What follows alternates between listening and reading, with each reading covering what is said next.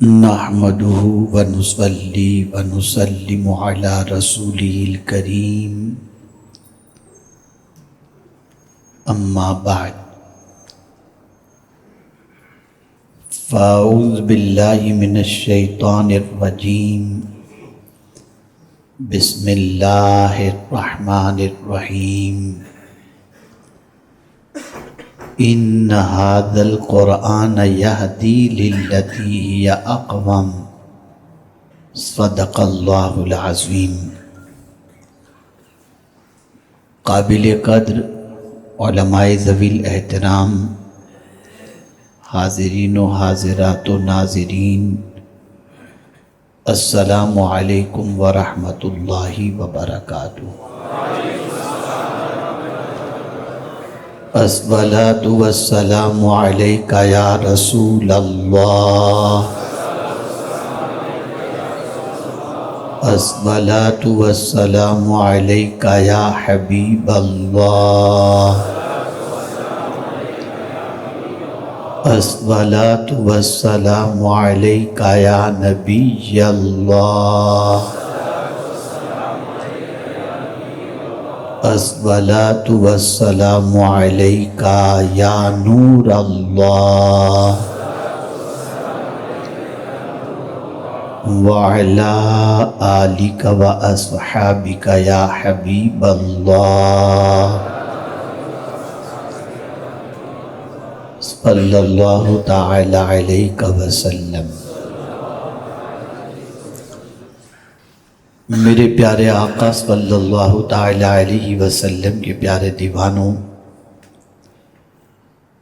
کافی دیر سے آپ حضرات حضرت علامہ مفتی زبیر مصباحی صاحب، حضرت مولانا انظار نجمی صاحب اور بلبل باغ مدینہ سے اللہ اور اس کے رسول کی باتیں اور نعتیں سماعت فرما رہے تھے۔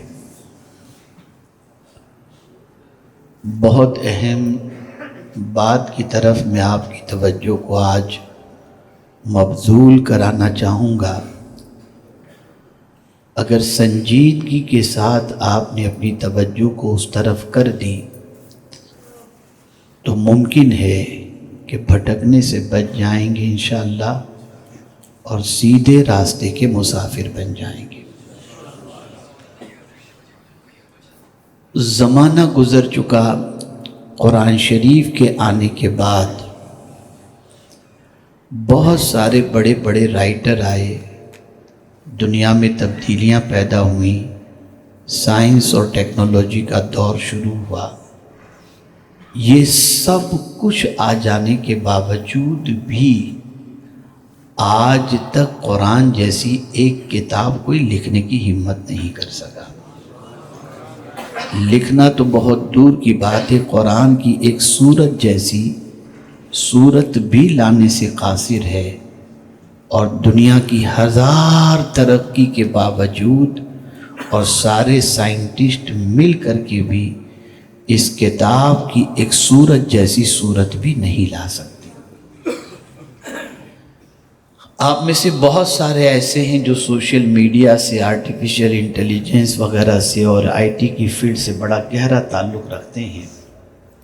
میں صرف آج کے دور کے تقاضے کے اعتبار سے قرآن کی حقانیت سے متعلق ایک بات آپ کے سامنے رکھتا ہوں، صرف آج کے دور کے اعتبار سے سمجھنے کے لیے۔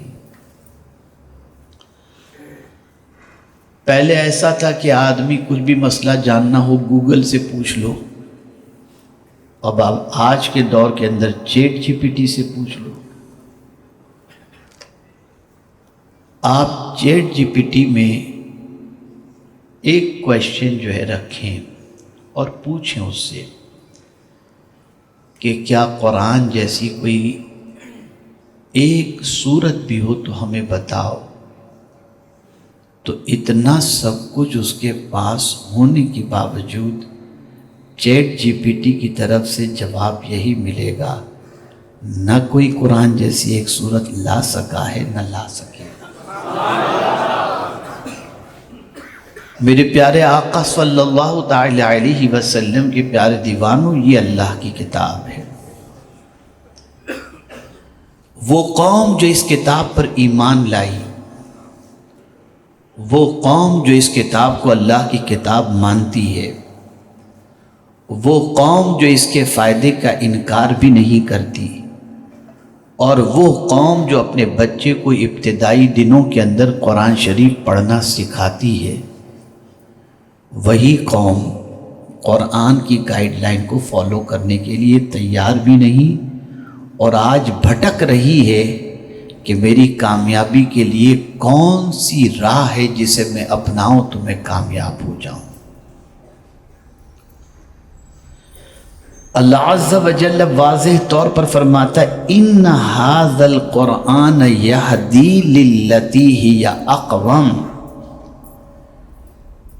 بے شک یہ قرآن سب سے زیادہ سیدھا راستہ دکھانے والی کتاب ہے۔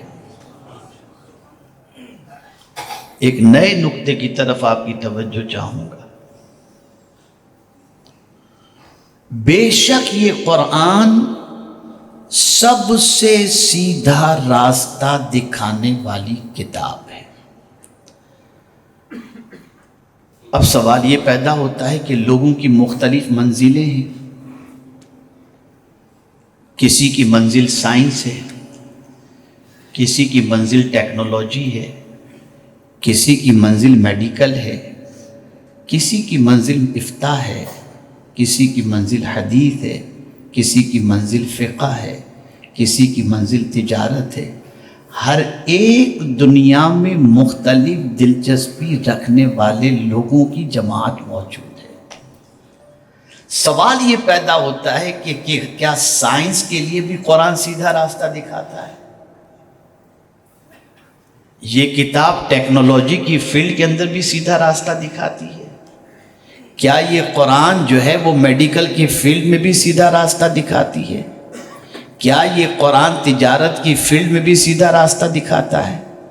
واللہ میں آپ کو کہتا ہوں یہی وہ کتاب ہے کہ جس منزل کا آدمی مسافر ہو، ہر منزل پر پہنچنے کے لیے اگر کوئی سیدھا راستہ دکھا سکتی ہے تو یہ اللہ کی کتاب دکھا سکتی ہے۔ میرے پیارے آقا صلی اللہ تعالی علیہ وسلم کے پیارے دیوانوں، تاریخ اٹھا کر کے دیکھیں۔ جب تاریخ کے اوراق الٹ کر کے آپ دیکھیں گے تو آپ کو پتہ چلے گا کہ آج سے 700-800 سال پہلے اگر آپ چلے جائیں تو آپ کو پتہ چلے گا ہر فن کے ایکسپرٹ مسلمان آپ کو نظر آئیں گے، اور وہ سارے فن کے ایکسپرٹ کو اگر کہیں سے کوئی بنیاد ترقی کی ملی ہے تو وہ قرآن سے ملی ہے۔ ان کا بیس قرآن تھا۔ ہم ضرور یہ کہتے ہیں کہ الجبرا ہو، جیومیٹری ہو یا ایکس وائی زیڈ دوسرے فنون ہوں، ان فنون کا موجد مسلمان تھا، لیکن یہ فنون کے موجد کے اندر ایجاد کی صلاحیت کہاں سے آئی؟ یہ قرآن سے آپ کو ملے گی۔ مجھے حیرت ہوتی ہے کہ آج کا نوجوان اپنی کامیابی کے لیے جس چیز سے رہنمائی حاصل کرنا چاہتا ہے وہ کس سے حاصل کر رہا ہے؟ ان چیزوں سے رہنمائی حاصل کرنے کی کوشش کرتا ہے جس کی رہنمائی پر چلنے کے بعد منزل کا ملنا یقینی نہیں ہے، لیکن قرآن کی گائیڈ لائن کو اگر کوئی فالو کرے تو قرآن ایسی کتاب ہے جو آپ کو کبھی بھٹکنے نہیں دے گی بلکہ سیدھا راستہ آپ کو عطا کرے گی۔ اور اللہ عز و جل کے علم میں یہ بات ہے کہ ایک زمانہ آئے گا کہ لوگوں کی توجہ قرآن پر ایمان رکھنے کے باوجود قرآن سے ہٹ جائے گی اور دوسری چیزوں کو فوقیت دینا شروع کریں گے، اور اپنی منزل کے تعین اور منزل کی راہ پر منزل تک پہنچنے کے لیے ایسی راہوں کا انتخاب کریں گے جو راہیں قرآن سے ٹکراتی ہوں گی، نتیجتاً نہ انہیں ہدایت ملے گی نہ وہ منزل مقصود تک پہنچ سکیں گے۔ بہت سنجیدگی سے آپ سنیں گے تو آج بھٹکنے کی وجہ بھی سمجھ میں آ جائے گی، اور سیدھے راستے پر چلنے والوں کا سیدھے راستے پر چلنے کا سبب بھی سمجھ میں آ جائے گا۔ میرے پیارے آقا صلی اللہ تعالی علیہ وسلم کے پیارے دیوانوں، ایک ہوتا ہے سیدھے راستے کے سلسلے میں جذبہ۔ ہم اور آپ سفر کرتے ہیں، اور جب سفر پر نکلتے ہیں، ٹیکسی میں اگر ہیں، اولا یا اوبر کے اندر ہیں، اور ہم ایجیڈ ہیں، تو اس سے ہم کہتے ہیں بھلے لمبا راستہ ہو لیکن اچھا صاف ستھرا بغیر ٹریفک والے راستے سے لے کر کے جانا۔ یہ ہمارا سلیکشن ہے، یہ جواب دیجیے۔ آپ میری بات سمجھ رہے ہیں کہ نہیں سمجھ رہے ہیں؟ یہ سلیکشن ہے نا ہمارا۔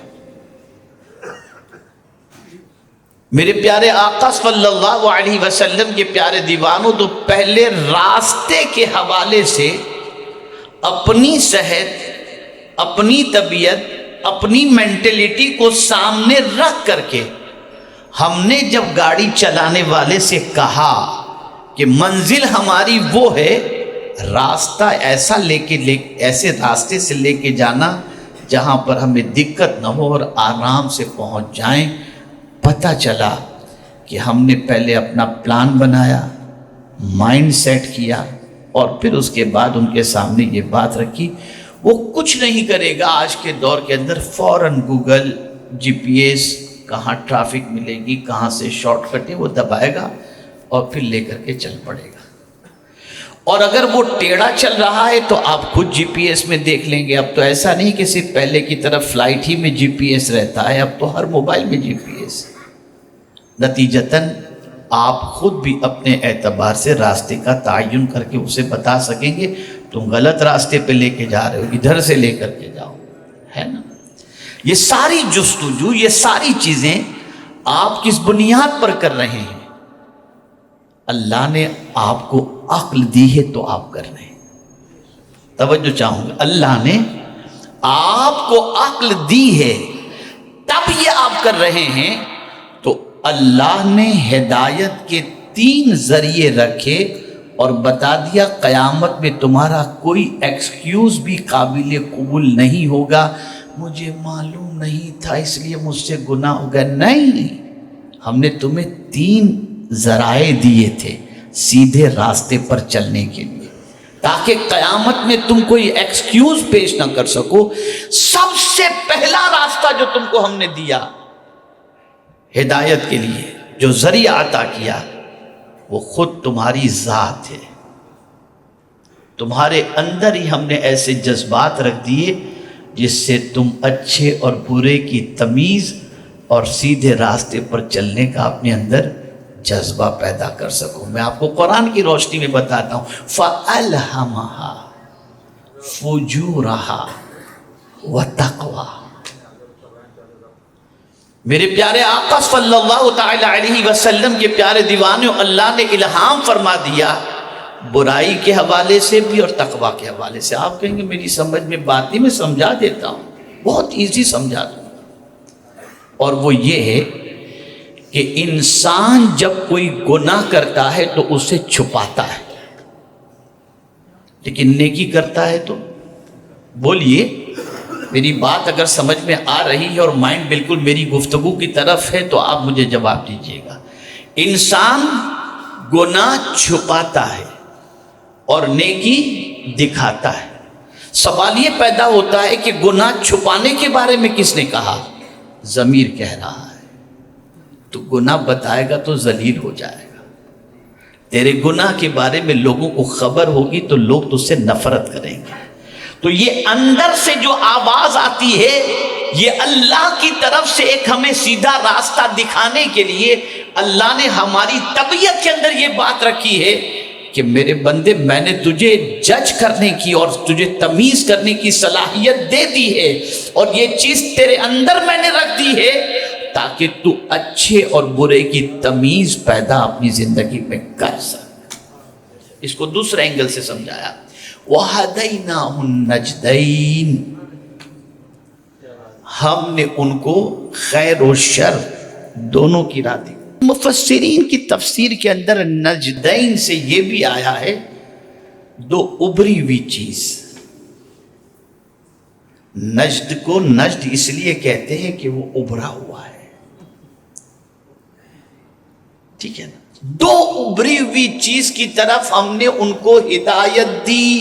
کیا مطلب؟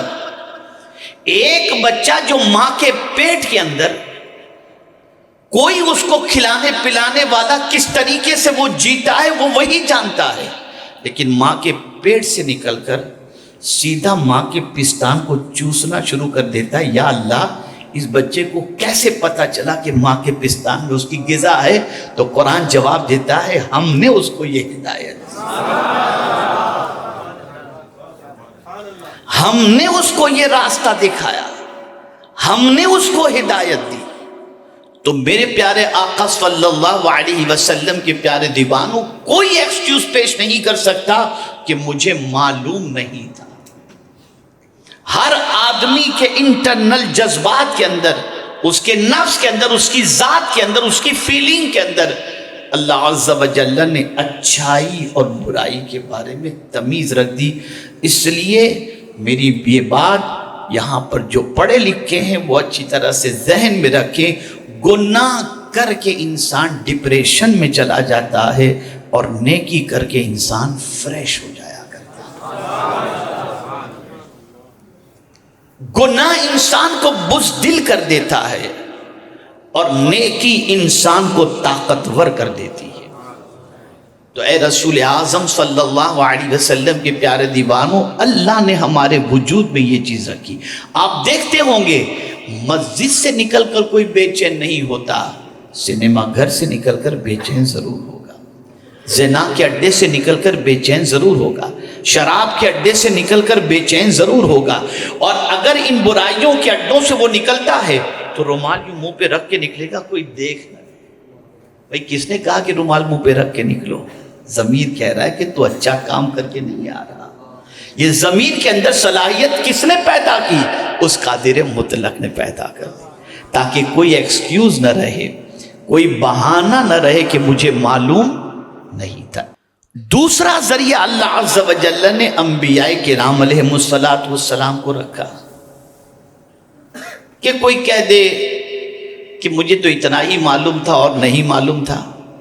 تو اللہ نے انبیاء کو بھیجے تاکہ انبیاء کرام علیہم السلام انہیں سیدھا راستہ دکھائیں. آقا کریم صلی اللہ تعالی علیہ وسلم اس فرش گیتی پر تشریف لائے تو سیدھا راستہ دکھانے کے حوالے سے کانفیڈینشلی کہہ رہے ہیں وَأَنَّ هَذَا صِرَاطِي مُسْتَقِيمًا فَاتَّبِعُوهُ، بے شک میرا یہ راستہ سیدھا راستہ ہے، اس کی پیروی کرو. آپ کے پاس کوئی ایکسکیوز نہیں کہ ہمیں معلوم نہیں تھا. سکھانے والے حضور تشریف لے آئے، سیدھا راستہ حضور صلی اللہ علیہ وسلم نے دکھایا. اور کس طریقے سے سیدھا راستہ دکھایا؟ ایک باپ بھی اس طریقے سے سیدھا راستہ نہیں دکھاتا، ایک ماں بھی اپنے بیٹے کے لیے اتنی محنت سیدھے راستے پر چلانے کے لیے اور دکھانے کے لیے نہیں کرتی جتنا مدینے کے تاجدار صلی اللہ علیہ وسلم نے کیا. پتھر کھائے، امت کو سیدھا راستہ دکھایا. کانٹوں پر چلے، امت کو سیدھا راستہ دکھایا. لفظوں کے تیر برداشت کیے، امت کو سیدھا راستہ دکھایا، تاکہ یہ امت سیدھے راستے پر چل کر اپنی دنیا بھی سنوار لے اور اپنی آخرت بھی سنوار لے. نادانوں حیرت ہوتی ہے کہ اتنی تکلیفوں کو سہ کر جس مدینے کے تاجدار صلی اللہ علیہ وسلم نے سیدھا راستہ دکھایا، آج اسی رسول کا ماننے والا انسان بھٹک رہا ہے. اگر برا نہ مانے تو میں کہہ دوں کہ سب سے زیادہ بگڑی ہوئی قوم اگر آج کے دور میں کوئی ہے تو اللہ ماشاءاللہ مسلمان ہی.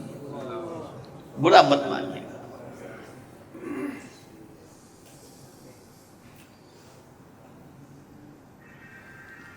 اللہ کے رسول صلی اللہ علیہ وسلم نے سیدھا راستہ دکھایا،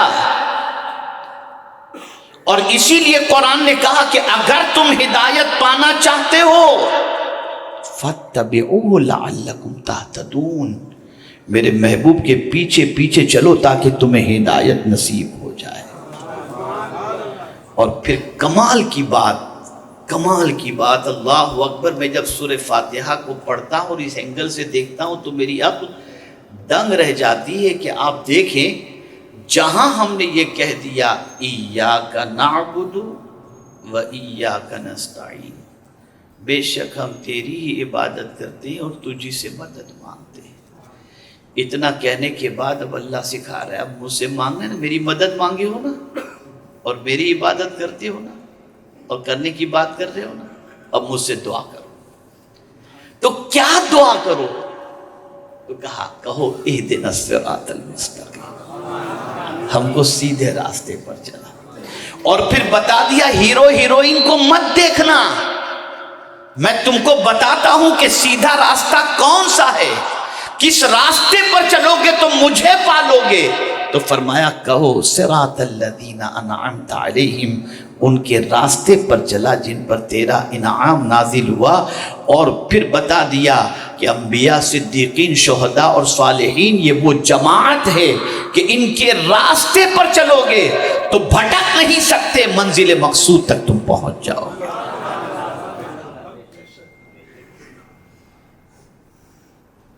لیکن ہمیں جانا تو ہے جنت میں، انشاءاللہ میں اتوار کے روز ایک بہت بڑے اجتماع میں جو دوراجی میں ہونا ہے اس میں انشاءاللہ العظیم میں بتاؤں گا جنت کس کے لیے۔ بہت سستی جنت آپ نے اور ہم نے سمجھ لی ہے، بہت ایزی۔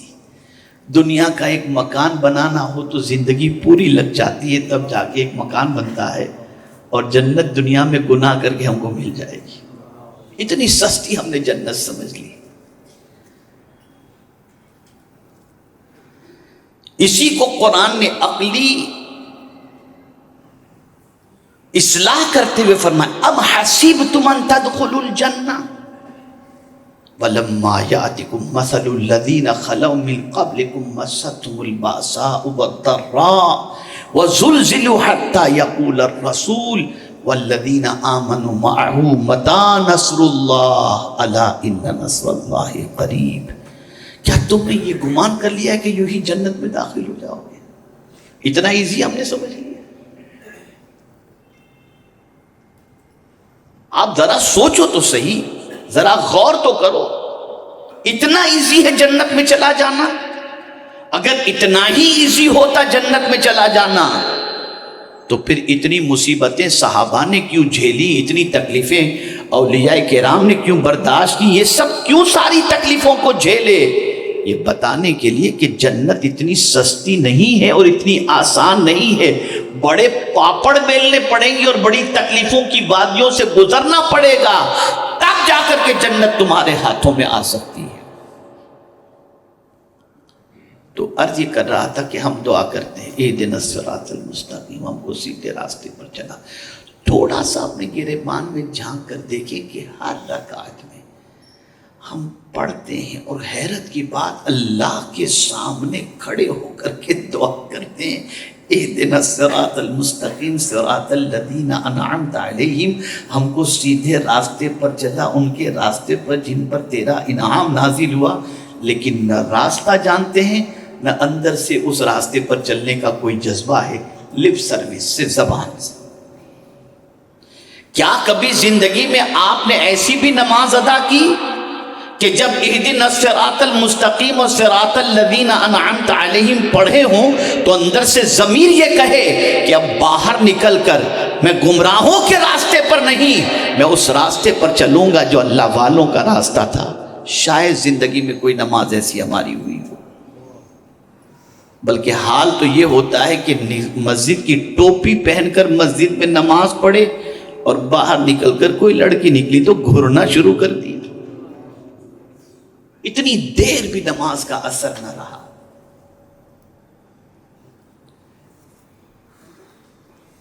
تو سیدھا راستہ دکھانے والی یہ کتاب ہے، اور سیدھے راستے پر چلانے کے لیے کوئی ایکسکیوز ہمارا اللہ کے پاس نہ رہے، اس کے لیے اللہ نے رسول اعظم صلی اللہ علیہ وسلم کو بھیجا۔ پیغمبر رحمت صلی اللہ علیہ وسلم کے حوالے سے فرمایا من یطع الرسول فقد اطاع اللہ، جس نے رسول کی اطاعت کی اس نے اللہ کی اطاعت کی۔ ومن یطع اللہ ورسولہ فقد فاز فوزا عظیما، جس نے اللہ اور اس کے رسول کی اطاعت کی بے شک اس نے بڑی کامیابی حاصل کر لی۔ تو ہدایت کے لیے پہلے اللہ نے اپنے اندر انسان کی ذات کے اندر ہدایت کا راستہ رکھ دیا، اور دوسرا اللہ عز و جل نے حضور صلی اللہ علیہ وسلم کے ذریعے ہدایت کی راہیں بتائیں، اور تیسرا ذریعہ کیا رکھا؟ قرآن مقدس۔ قرآن مقدس۔ اور پھر آپ دیکھیں اس قرآن کی حفاظت کا ذمہ جو اللہ نے لیا، یہ کیوں لیا جانتے ہیں آپ؟ آقا کریم صلی اللہ علیہ وسلم کو یہ تشویش تھی، ٹینشن تھا کہ مجھ سے پہلے جتنے انبیاء کرام علیہم الصلاۃ والتسلیم تشریف لائے، یا ان کے زمانے کے اندر ان پر نازل ہونے والی کتابوں کو بدل دیا گیا، یا ان کے پردہ فرمانے کے بعد ان کی کتابوں کو بدل دیا گیا۔ تو اب ہر نبی کے بعد ایک نبی آنے والے تھے، دوسری کتاب آ گئی۔ سرکار کو ٹینشن یہ کہ میں آخری نبی بن کر کے آیا ہوں، اور مجھ پر جو کتاب نازل ہوئی اس کے بعد اب کوئی دوسری کتاب نازل ہونے والی نہیں ہے۔ جب نبی ہی نہیں آئیں گے تو کتاب کہاں سے نازل ہوگی؟ اور اگر یعنی یقیناً کتاب نازل نہیں ہوگی، لیکن دیگر انبیاء کرام کی کتابوں میں جس طرح سے تحریف ہو گئی، جس طرح سے تبدیلی ہو گئی، اگر میرے اوپر نازل ہونے والی کتاب کے اندر بھی میرے بعد لوگوں نے تبدیلی پیدا کر لی تو میری امت کو سیدھا راستہ کہاں سے ملے گا؟ تو میرے کریم کو اپنے محبوب کا درد اتنا پیارا لگا، فرمایا محبوب غم نہ کرو، اِنَّا نَحْنُ نَزَّلْنَا الذِّكْرَ وَإِنَّا لَهُ لَحَافِظُونَ، کہ بے شک ہم نے قرآن نازل کیا اور ہم ہی اس کی حفاظت کرنے والے ہیں۔ پہلے کے انبیاء کی کتابوں میں تبدیلی ہو گئی اس لیے کہ ہم نے اس کی حفاظت کا ذمہ نہیں لیا تھا، لیکن اے محبوب قرآن کی حفاظت کا ہم ذمہ لیتے ہیں، جیسا نازل ہوا تھا تب سے لے کر قیامت تک یہ کتاب ایسی ہی رہے، تاکہ یہ امت ہدایت پا سکے، یہ امت سیدھے راستے پر چل سکے، اس امت کو بھٹکنے کی ضرورت نہ ہو اس کتاب کے۔ اسی لیے قرآن نے کہا شہر رمضان الذی انزل فیہ القرآن ھدی للناس، اسی لیے قرآن نے کہا ھدی للمتقین، اسی لیے قرآن نے کہا ان ھذا القرآن یہدی للتی ہی اقوم۔ اب یہ مختصر تمہیدی گفتگو کے بعد صرف ہائی لائٹ کچھ باتیں آپ کے ذہن کے اندر بٹھا دوں۔ یا اللہ، ہم مسلمان ہیں، ہمیں اندر سے ہمارا ضمیر بھی بتاتا ہے کہ بھلا اور برا کیا ہے، پھر بھی ہم بھٹک جاتے ہیں۔ ہمیں یہ بھی معلوم ہے کہ حضور نے کس چیز سے بچنے کے لیے کہا ہے، ہمیں یہ بھی معلوم ہے کہ قرآن نے کس چیز سے بچنے کے لیے کہا ہے، پھر ہم سیدھے راستے پر کیوں نہیں چل پاتے؟ آخر ہمیں کیوں راستہ نہیں ملتا؟ تو پھر قرآن نے مینشن کیا کہ راستہ ملتا کسے ہے؟ تم اپنے اندر وہ صلاحیت پیدا کر لو، تمہیں راستہ مل جائے گا۔ ایک چھوٹا سا ایگزامپل میں آپ کو بتاؤں، ہاتھ گاڑی چلانے والا کہے کہ میں ڈاکٹر کیسے نہیں بن سکتا، تو اس کو کہا جائے گا تو ڈاکٹر بننا چاہتا ہے نا، پہلے یہ کتابیں پڑھ، ایگزام اسکول کے اندر ایڈمیشن لے، یہ سارے پروسیجر کر تو بھی ڈاکٹر بن جائے گا۔ لیکن تو بول کے میں پارٹی والا بن کر کے ڈاکٹر بنوں، یہ مزدوری کروں گا لیکن پڑھوں گا لکھوں گا کہنے وہ ڈاکٹر بن جاؤں گا، تو نہیں۔ ایسے ہی قرآن نے کچھ اوصاف بتائے کہ اگر وہ اوصاف تمہارے اندر پیدا ہو گئے تو پھر یہ قرآن تمہیں اس طرح سے راستہ دکھائے گا کہ دنیا کی کوئی چیز تمہیں اس طریقے سے راستہ دکھا ہی نہیں سکتی، بلکہ اونٹ کی رسی بھی گم جائے تو تم قرآن سے تلاش کرنے کی صلاحیت اپنے اندر پیدا کرو۔ وہ کون سی چیز ہے؟ تو میرے پیارے آقا صلی اللہ علیہ وسلم کے پیارے دیوانوں، قرآن نے واضح طور پر فرمایا کہ یہ کس کے لیے ہے؟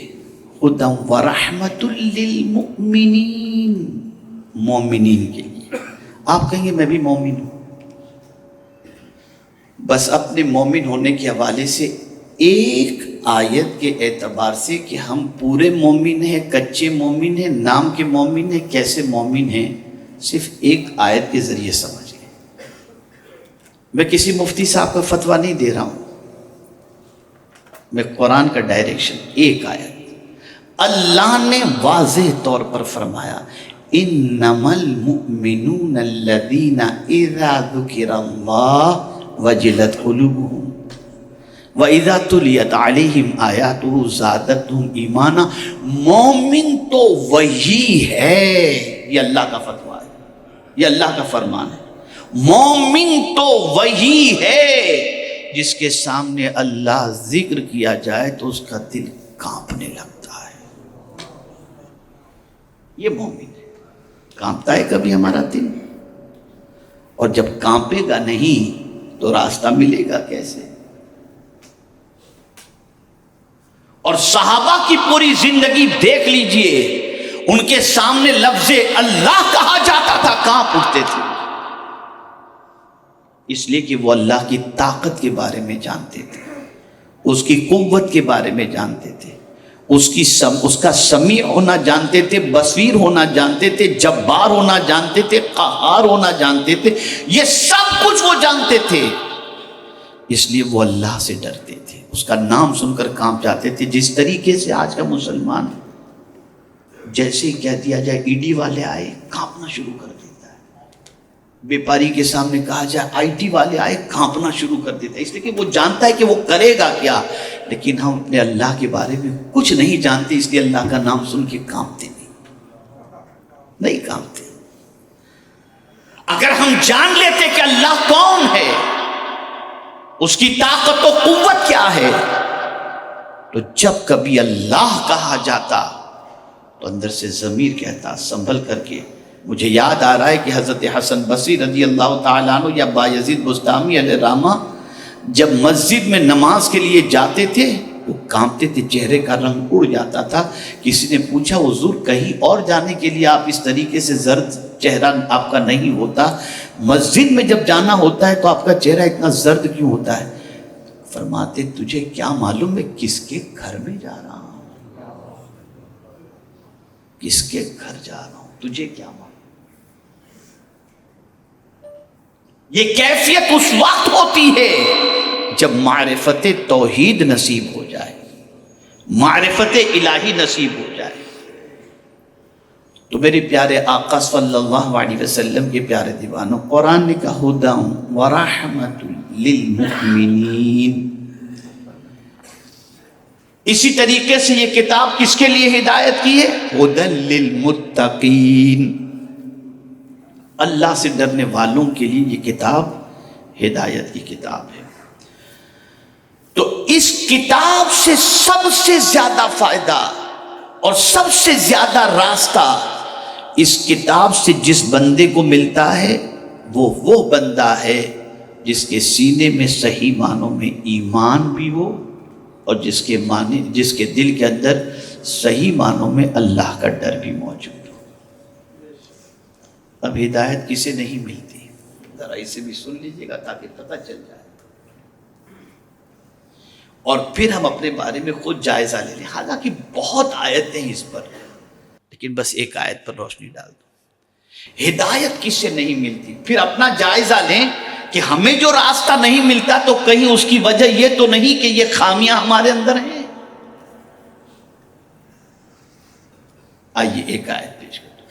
ان اللہ لا یہدی من ہوا مسرف کذاب۔ اللہ فرماتا ہے بے شک اللہ اسے ہدایت نہیں دیتا، راستہ نہیں دکھاتا جو فضول خرچی کرنے والا ہو اور بہت جھوٹ بولنے والا ہو۔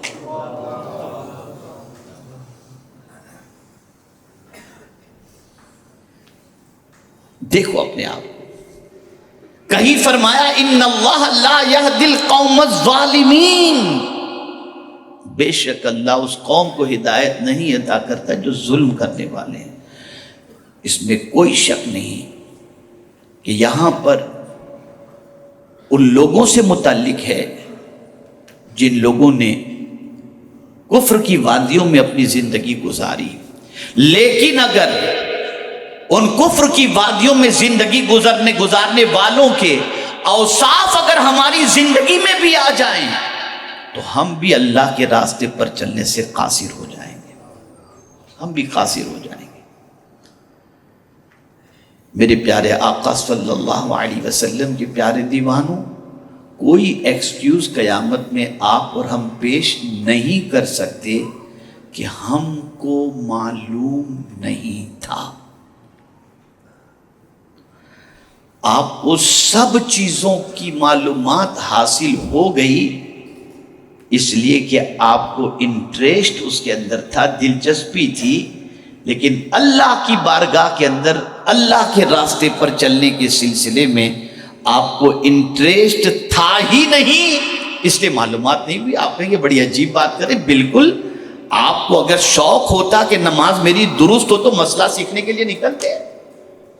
آپ کے دل میں تڑپ ہوتی کہ مجھے قرآن پڑھنا نہیں آتا، مجھے قرآن سیکھنا چاہیے، یہ جذبہ ہوتا تو آپ قرآن سیکھ لیتے، لیکن آپ میں تو یہ جذبہ نہیں، مال کمانے کا جذبہ ہے۔ اسی طرف توجہ ہے۔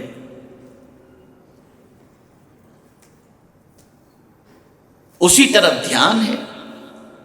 تو عرض کرنے کا منشا یہ ہے کہ اے رسول اعظم صلی اللہ علیہ وسلم کے دیوانوں، مختصراً یہ بات ذہن میں محفوظ کر لو، بے شک یہ کتاب سیدھا راستہ دکھانے والی کتاب ہے۔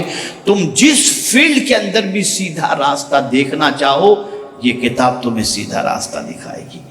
ڈاکٹر بننا چاہو، پڑھائی کرو، لیکن اگر سیدھا راستہ کہ کس طریقے سے میڈیکل کے جو ہے وہ پروفیشن کو سیٹ کیا جائے، تو یہ قرآن تمہیں سیدھا راستہ دکھائے گا۔ تم کو دوسری فیلڈ کے اندر سیدھا راستہ تم کو چاہیے، یہ قرآن تمہیں سیدھا راستہ بتائے گا۔ یہ اللہ کی بڑی عظیم کتاب ہے۔ اگر کوئی یہ کہے کہ کیا ہر چیز کا تذکرہ قرآن میں؟ جی صاحب، تبیان لکل شیء، میرے مولا نے واضح طور پر فرما دیا، وَلَا رَطَبٍ وَلَا يَابِسٍ إِلَّا فِي كِتَابٍ مُبِينٍ، واضح طور پر فرما دیا۔ لیکن افسوس کے ساتھ مجھے یہ کہنا پڑتا ہے، وہ قومیں جو قرآن پر ایمان نہیں لائیں، وہ تو قرآن کی آیتوں پر ریسرچ کر رہی ہیں، اور جو قوم قرآن پر ایمان لائی وہ پکچر دیکھنے میں لگی ہوئی ہے، وہ گناہوں میں لگی ہوئی ہے، اس کے پاس قرآن پڑھنے کا ٹائم نہیں۔ سوچ بدلو، فکر بدلو۔ قرآن ثواب کمانے کی کتاب ہی نہیں ہے، ہدایت کی کتاب ہے، راستہ دکھانے کی کتاب ہے۔ اس کتاب سے جو اپنے تعلق کو مضبوط کر لے، پھر یہ کتاب اسے بھٹکنے نہیں دیتی، اور صرف دنیا ہی کا اس کو دنیا میں ہی کامیابی کا پروانہ نہیں، بلکہ یہ کتاب ایسی ہے کہ قیامت میں بھی کوئی ادھر ادھر اس کتاب کا پڑھنے والا ہوگا نا، تو یہ کتاب پہنچ جائے گی، ادھر ادھر نہیں، تجھے سیدھا جنت ہی میں جانا ہے، میں لے کر کے جاؤں گی۔ اسی لیے حضور فرماتے الصیام والقرآن یشفعان یوم القیامہ، روزے اور قرآن قیامت کے دن دونوں شفاعت کریں گے، لڑیں گے اللہ سے، یہ مجھے پڑھتا تھا مولا، اسے جہنم میں کہاں بھیج رہا ہے، میں اسے جنت میں لے کر کے جاؤں۔ یہ ہے قرآن، یہ ہے قرآن۔ تو اس سے تعلق مضبوط کرو، اس سے رشتہ مضبوط کرو۔ تو میرے پیارے آقا صلی اللہ علیہ وسلم کے پیارے دیوانوں، اپنا انٹریسٹ پیدا کریں اللہ کی اس کتاب کے ساتھ، اس سے دلچسپی پیدا کریں، اسے پڑھیں، اسے سیکھیں، اسے سمجھیں، اس پر عمل کریں، اس سے اپنے پرابلمز کا سولیوشن جس طریقے سے کنز الایمان کے ذریعے آپ کو مل سکتا ہے، اپنے پرابلمز کا سولیوشن اس کے اندر نکالیں۔ آپ کمزور ہیں نا، طاقت چاہیے، پڑھیے قرآن، آپ کو طاقت مل جائے گی۔ آپ بیمار ہیں، شفا چاہیے، پڑھیے قرآن، آپ کو شفا مل جائے گی۔ آپ بے روزگار ہیں، روزی چاہیے، پڑھیے قرآن، آپ کو اللہ روزی عطا کر دے گا۔ یہ کتاب ہر پرابلم کا سولیوشن ہے، اور سیدھا راستہ، کوئی ٹیڑھا راستہ نہیں، سیدھا راستہ دکھانے والی یہ کتاب ہے۔ اللہ رب العزت جل جلالہ آقا کریم رؤوف الرحیم علیہ التحیۃ والتسلیم کے صدقہ و طفیل ہم سب کو قرآن کی گائیڈ لائن کو فالو کرنے کی توفیق عطا فرمائے، اس کے بتائے ہوئے راستے پر چلنے کی توفیق عطا فرمائے، اور ہمیں رجوع الی القرآن کی توفیق نصیب فرمائے، اور پروردگار قرآن کے ذریعے ہدایت حاصل کرنے اور سیدھے راستے پر چلنے کی توفیق عطا فرمائے، اور صاحب قرآن صلی اللہ علیہ وسلم کے بتائے ہوئے راستے پر زندگی گزارنے کی توفیق عطا فرمائے۔ وما علینا الا البلاغ المبین۔ السلام علیکم ورحمۃ اللہ وبرکاتہ۔